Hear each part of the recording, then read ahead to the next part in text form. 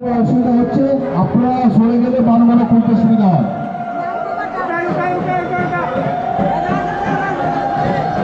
ধার থেকে যে সকল বানগুলো মন্দির পর্যন্ত আসছে, দর্শকের মানুষকে অনুরোধ করছি আপনারা রাস্তাগুলো একটু দয়া করে ছেড়ে দিন।